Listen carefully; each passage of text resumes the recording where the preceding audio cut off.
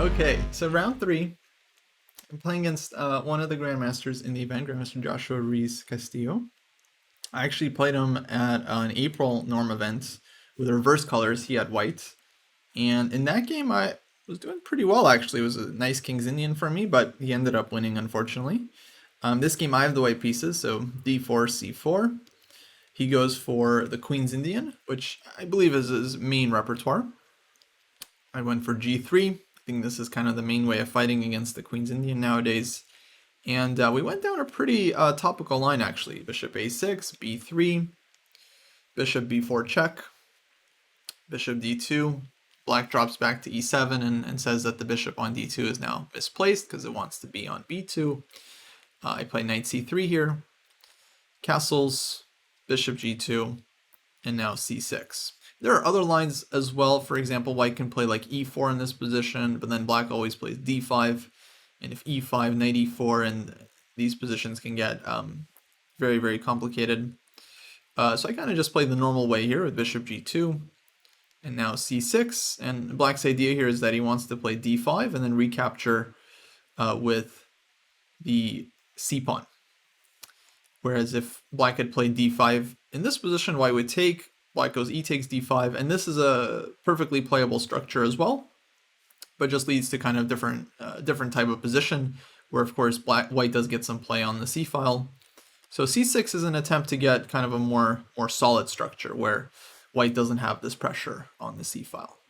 So e4, I think this is the critical move. d5, e takes d5, c takes d5, knight e5.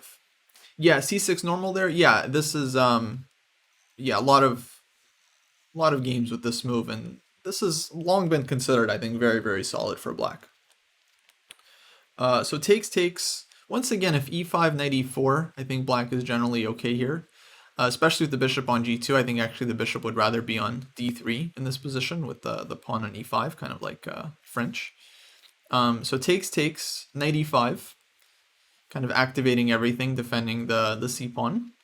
Bishop b7, castles, knight c6, bishop f4. And yeah, this was all basically has been seen many times. Now black plays knight a5 here, rook c1, and here my opponent goes rook to c8. Now I was not super familiar with all the theory here during this game. There's just a lot of stuff to look at. I remember seeing this idea that black a lot of times plays bishop a3, white goes rook c2, and then black plays like rook c8 here and put some pressure on the c-pawn. And yeah, honestly at the board it was very, very hard to remember anything. So when my opponent played rook c8 here, I felt like I didn't remember seeing this move. And so I kind of assumed there was something wrong with it. And after he played rook c8, I started thinking like, yeah, why can't white just go c takes d5?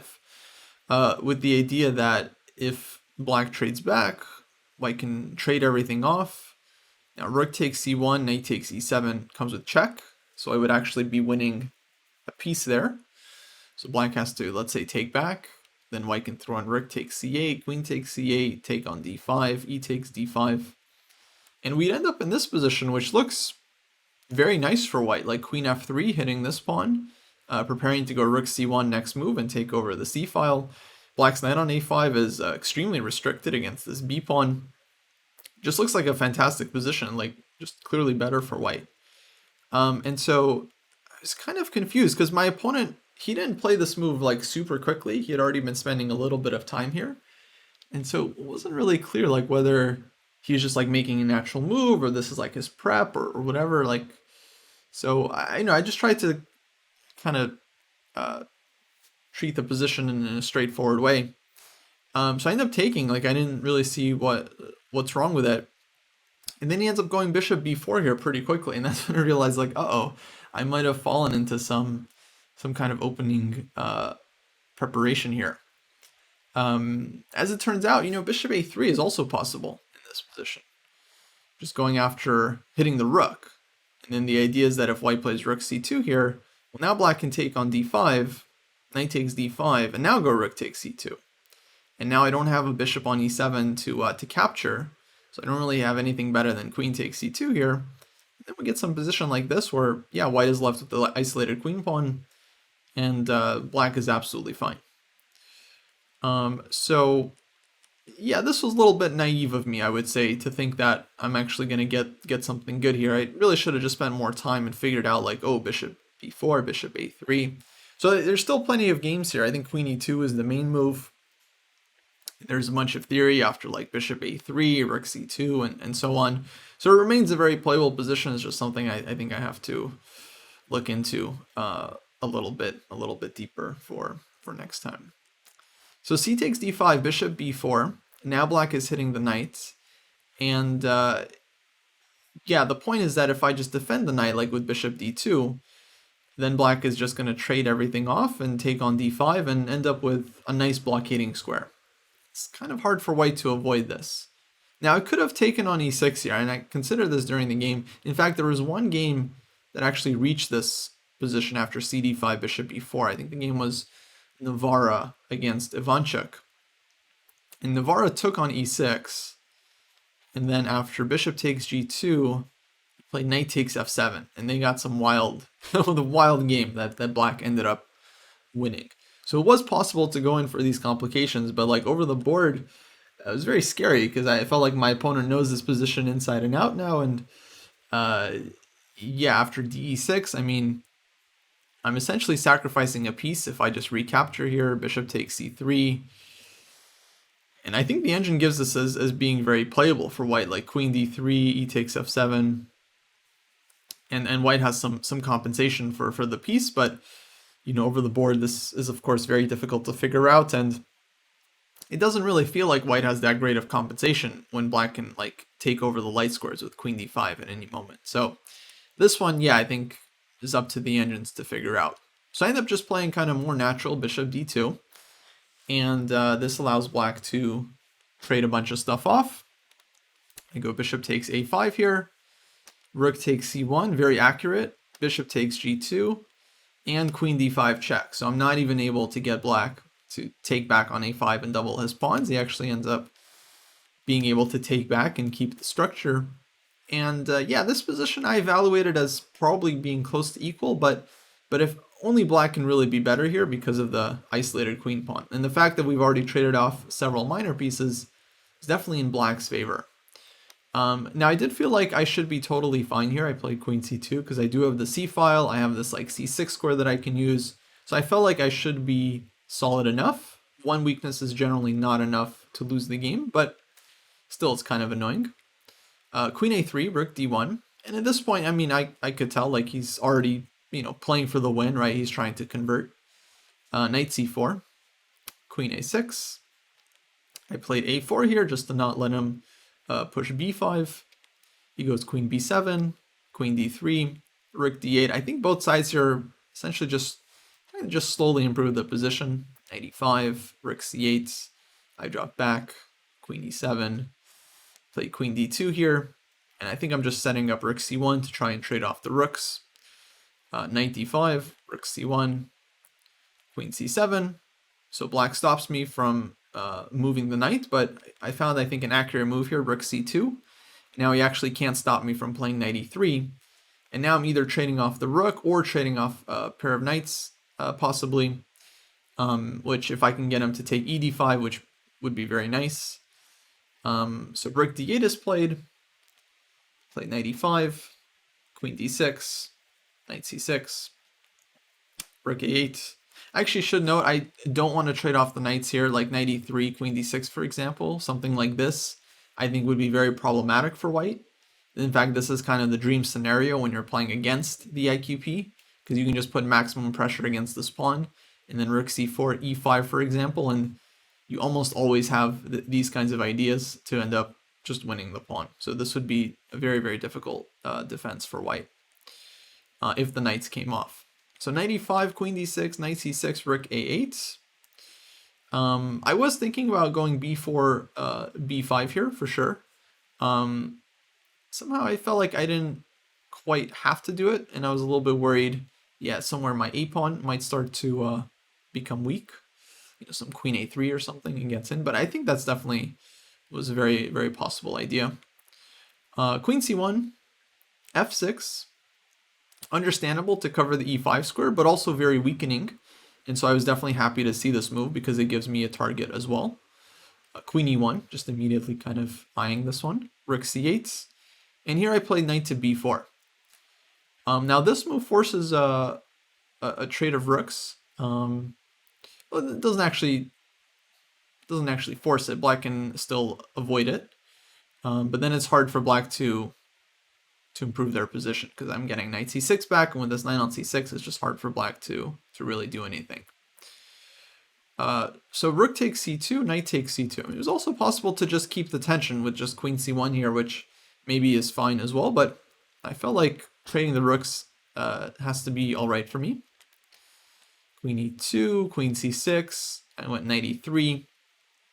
Now if the knights trade off, I think it's just an absolutely drawn position. Not the easiest draw because it's going to be like queen endgame, and black is still going to be putting some pressure, but thought should be fine. But here we go for an interesting transition. Queen c1 check. I play king g2, and knight takes e3. Now at this point I took with the queen.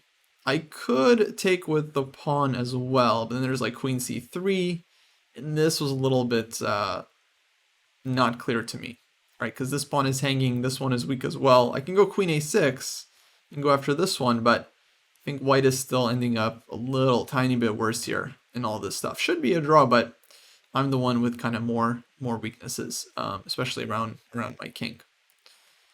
So I take with the queen here, and I felt like this was a little bit more forcing, because if black does not trade queens, as I kind of thought he would, if he keeps the queens on the board, then I think white is just absolutely fine. Material's equal, I can defend everything. I think it's really hard for black to do anything here. So he trades queens, and we go for this king and pawn endgame, which I judged to be a draw, but I felt like, okay, it might be a little bit tricky, so I thought he might go for this one, and he ends up doing it. And yeah, actually, we're also kind of approaching time trouble here. Like, I think I have a good chunk of time here, maybe 20 minutes or so. I think he definitely had less. Yeah, I don't know. I mean, it ends up being somewhat tricky for white, although I think ultimately holdable. Were there perpetual chances in the other line? I mean, yeah, there's always. I mean, I think the position is drawn here, so for sure white is fine. But yeah, I mean, question is which one is kind of easier to hold. I'm not really sure. Maybe they're both relatively easy. It's hard to say. But queen's on the board, there's always chances for a perpetual, of course. Yeah, so he ends up, I think, finding the only chance. He goes e5. I mean, otherwise, white's king just comes in. I think white is absolutely fine. Here, I think black's only trump is that his king is kind of a little bit closer to the center.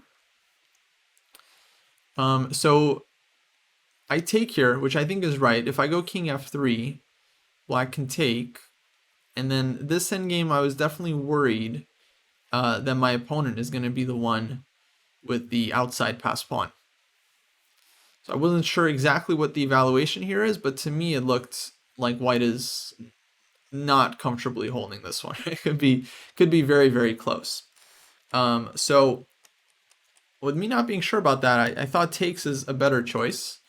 Now if black takes back, I think I can play e4 right away. Maybe it's better to go king f3 first, king e6. You can go king e4 here, but this is probably the simplest. And yeah, I don't think black is able to do much here. Even though the king gets in, I think white should be generally okay here.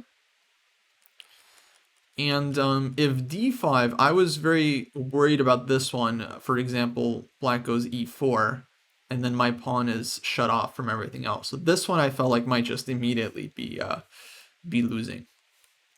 If I can get e4 in, that would be one thing. But yeah, this was the issue.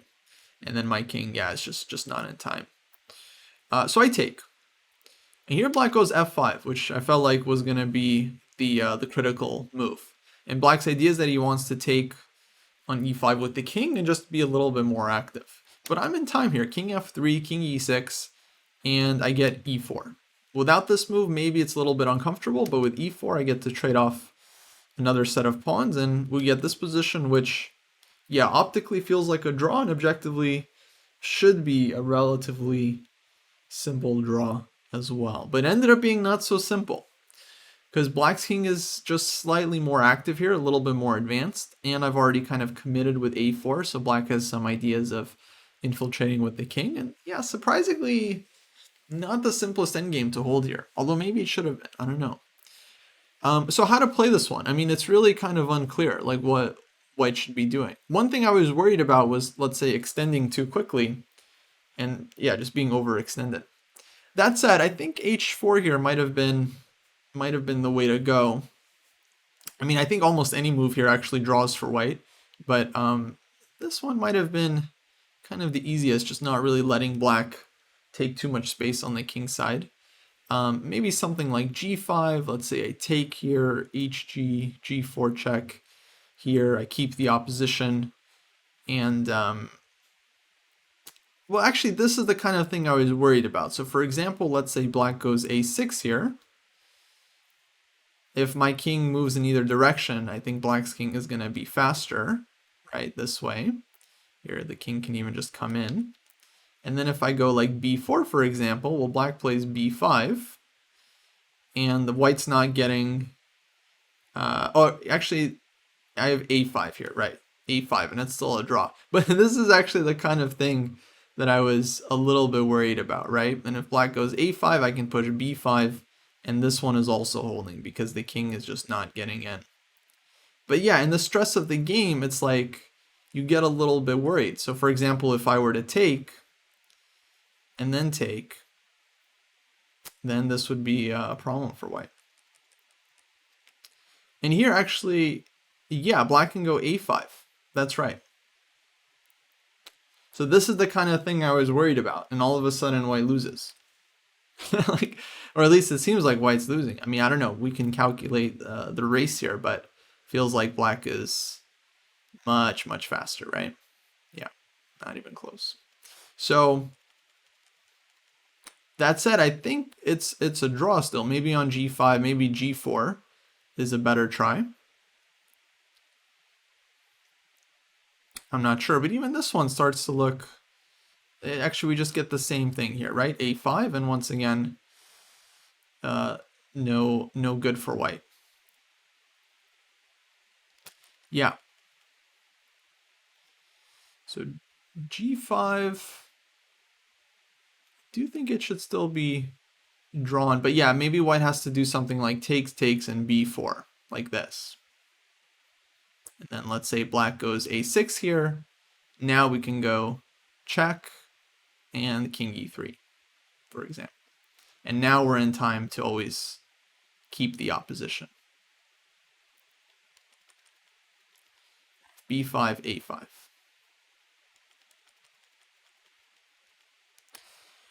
If Black goes h5, I think we can just shuffle. Like if the king gets in here, I don't think this is actually such a big deal, because we always have king f2, king f3.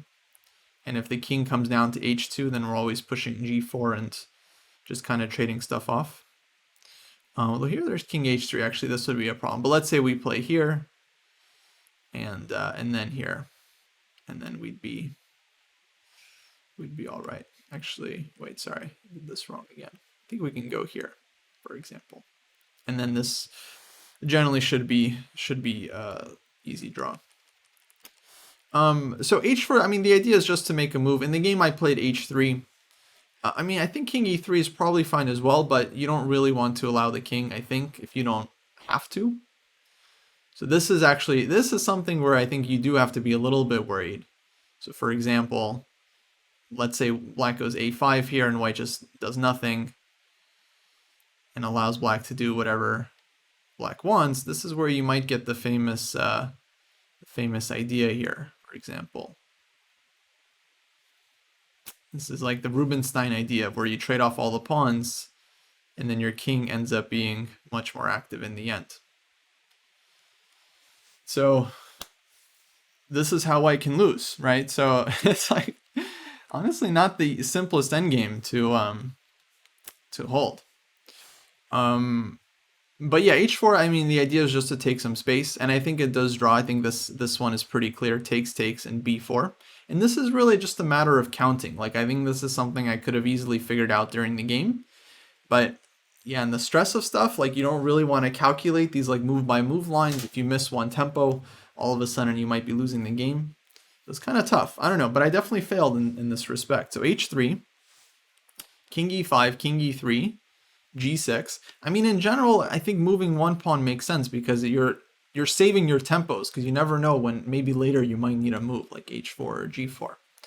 So go king d3 here, king d5, and now I play h4. I think this is where maybe it starts to go a little bit off. I could have also played king e3. King c3 I think is not great because then black's king kind of comes in this way. And I don't think we're in time here. King e3 I think was probably the easiest way to hold the tension. Now I'm a little bit worried about allowing the king in this way, but I think actually white is fine. Like if g5 will always go g4, fix the pawn. If h5 will go h4.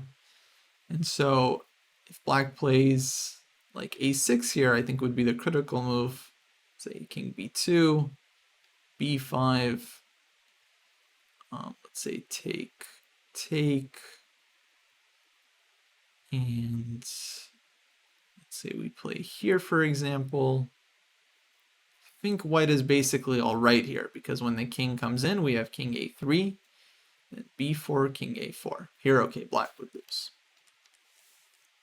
So black doesn't really have a great way to come in. And if here, then here. And we're coming in this way. So this is still drawing, but I don't know. I mean, I thought h4 was also drawing, so I play h4. And now black goes g5. I take this one, hg.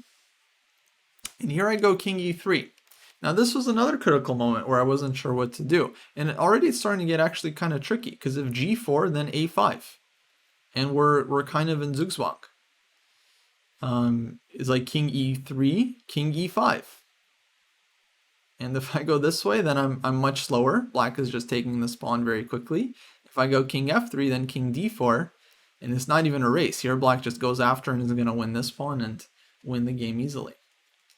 So g4 is out. b4, I think, was the easy draw that I really should have found. Because I think this one is just a matter of counting.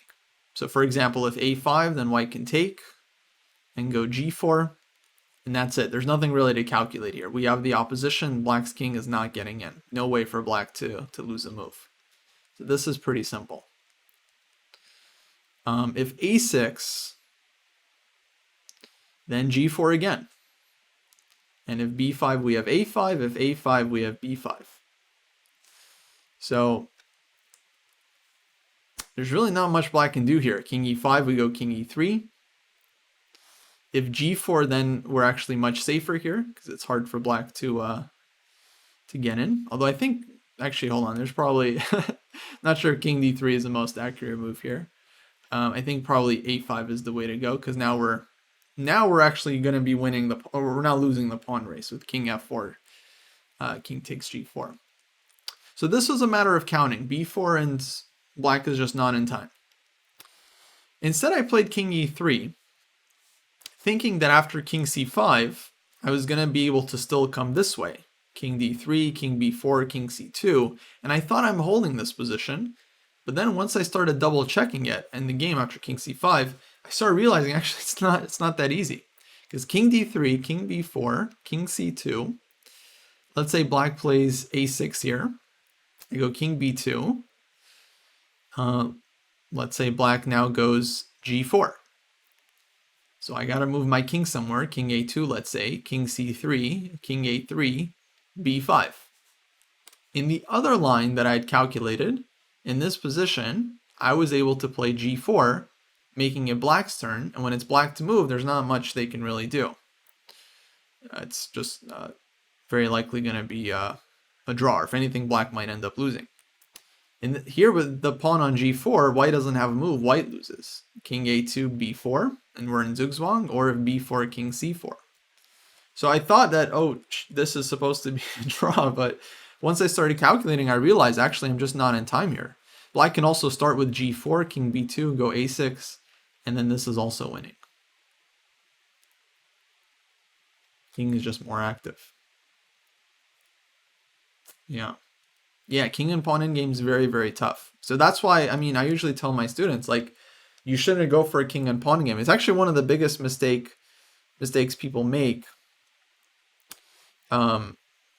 when they're holding some positions. Like, you're like down a pawn and then you trade rooks, go into a king and pawn endgame. Or you're slightly worse and you trade rooks, you go into a losing king and pawn endgame. You have to be very, very careful.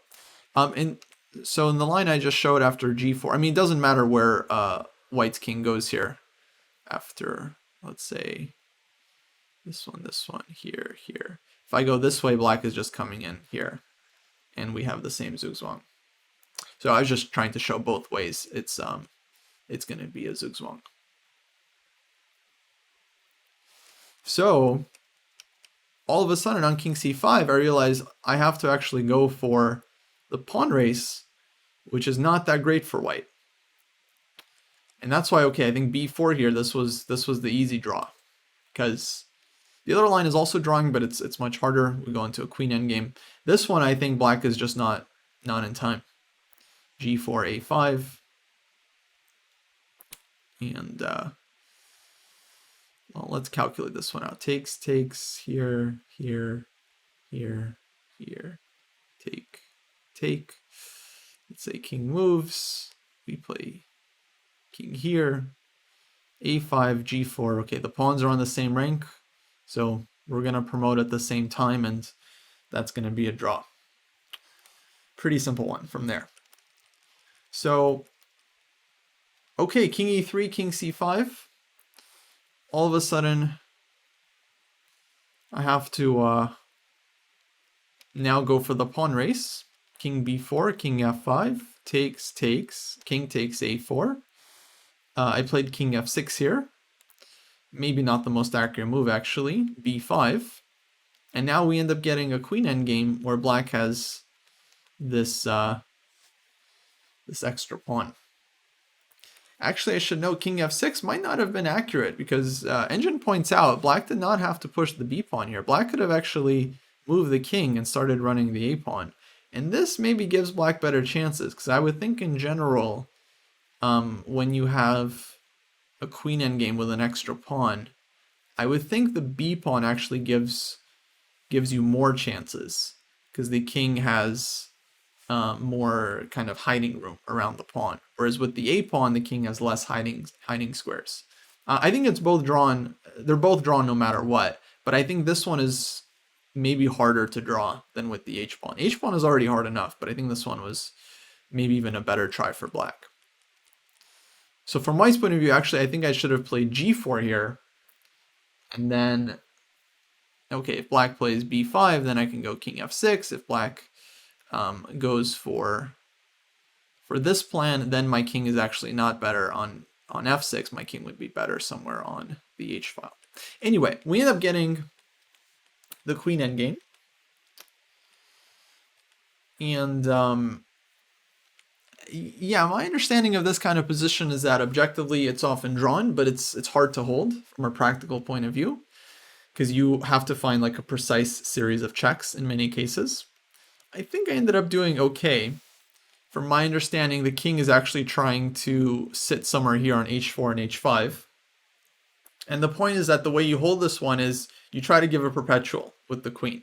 So you always have a lot of checks, but the thing is you're trying to avoid getting into a spot where black or the opponent blocks the check and then forces a queen trade. And so in order to avoid the queen trade, I think it's said that the king is kind of best placed on these squares, because that's where you're kind of most likely to avoid, you know, certain diagonals that are important. And then once the pawn gets kind of down here, then the queen can give a lot of checks and not worry about it. But it's tough. So queen e2, king f4, a5, king to g3. If one color gets the first check in, then it's more tricky. I'm not sure actually if it makes a huge difference.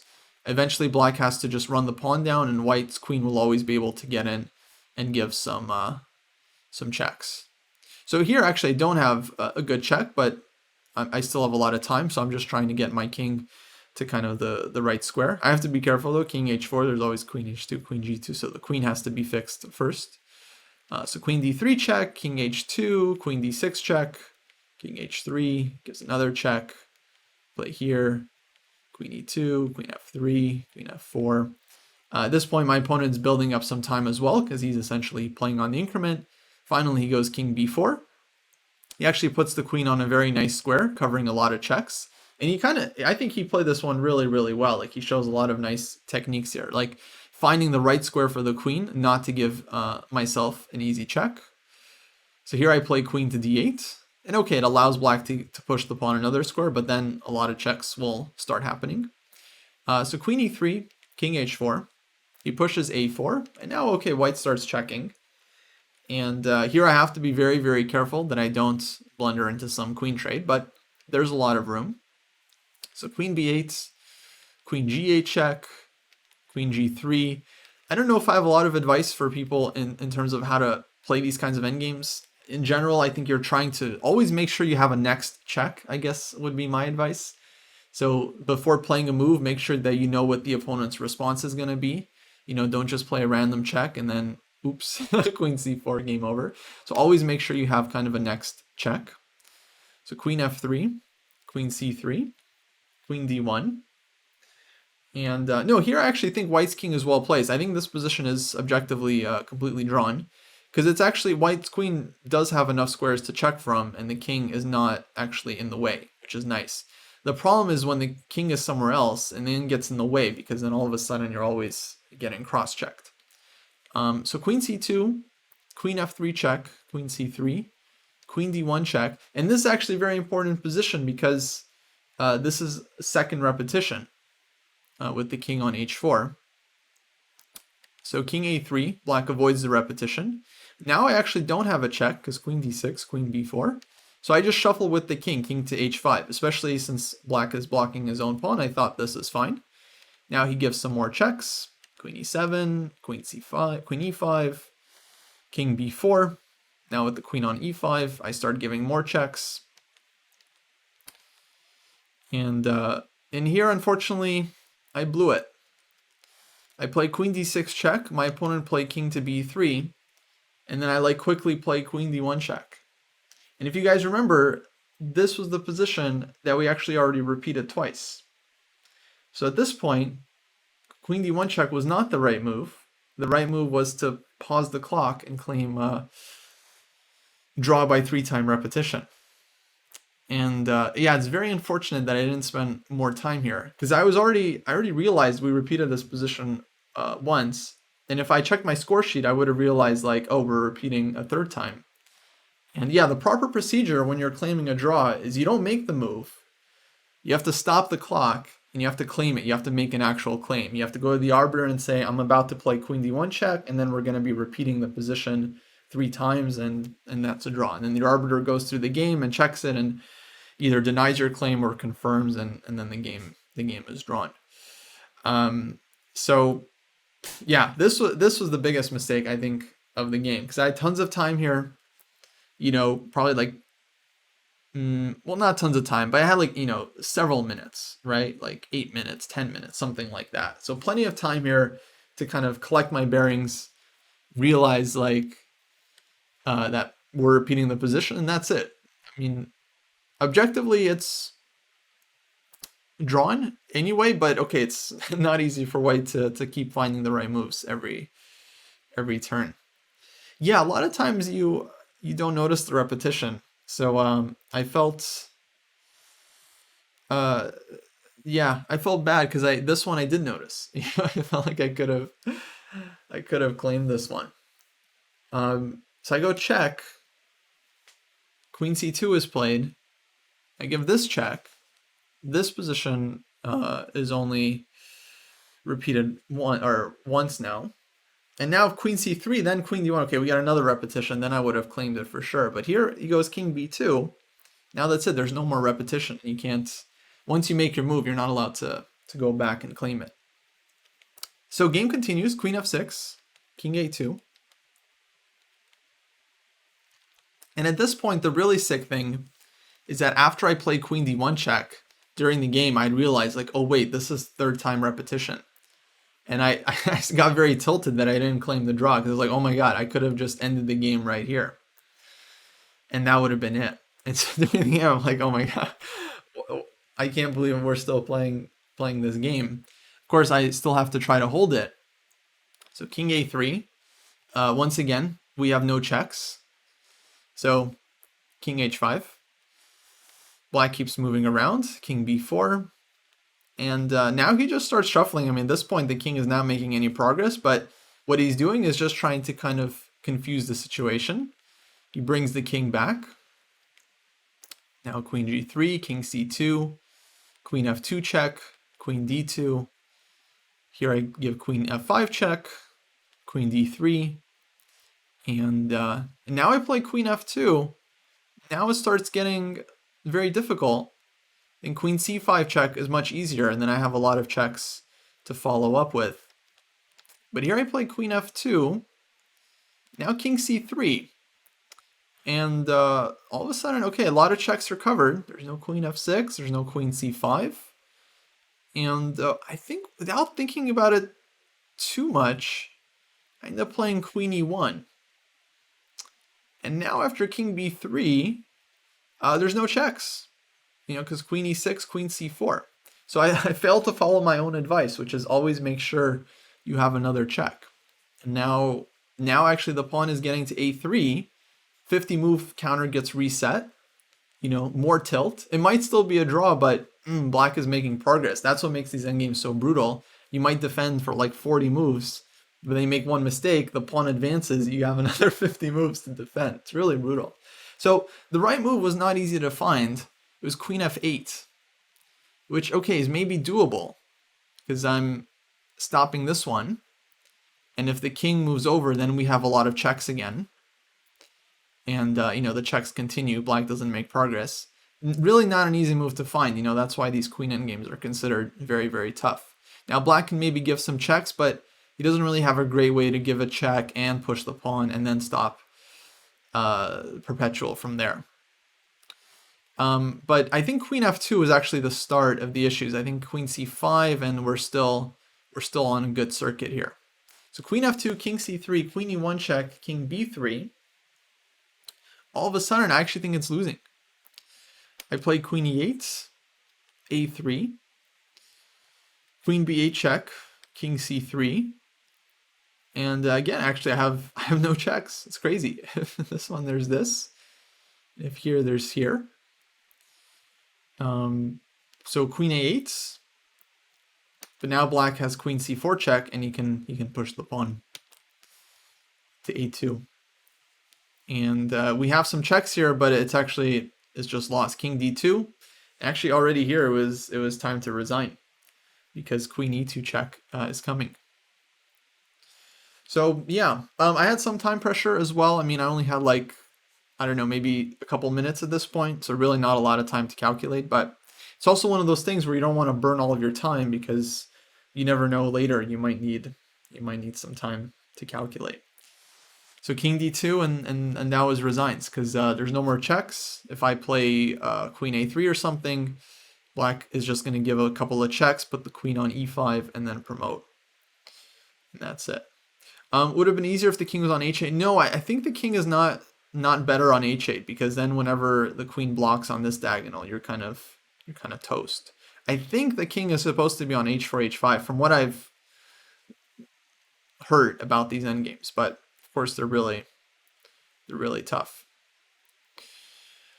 So yeah, real bummer this game, real bummer, because of course, like, you know, we had an equal position, and then it was a drawn endgame. And I mean, I knew going into it, it wasn't going to be the simplest draw, but it was simple enough that we could have held it, honestly, without a lot of adventure. Like here, all these moves I think were pretty straightforward. And then we just had to calculate like a couple moves here to see that b4 is in time. It's really not that much I actually had to do at this point. It's like just seeing, okay, at this position, we have g4, and we're in time. Like a5, b5, and we have the opposition. Nothing black can do. And if g4, a5, that white is in time as well. Or here actually just b5 is much simpler. Nothing to calculate here. So yeah, unfortunately I blew this one, and then the queen endgame, I mean, that's already a difficult one. I wouldn't have been so upset if I had lost the queen endgame. I think the engine actually here was giving black like a winning advantage if actually he keeps the king on h2 and plays like king b4 here. And I think this is actually winning. So if I just lost the queen endgame kind of normally, I would have been more upset about the king and pawn endgame, but it was a real bummer. Like we had like a 3-move repetition on the board and we just like didn't claim it. And we were like aware of it and just missed it. That was the real bummer for me in this game. But of course our play in the king and pawn endgame had a lot to be desired. So it's very tough. It's very tough. And it happens. I mean, I know it happens to everyone, you know. So what can you do?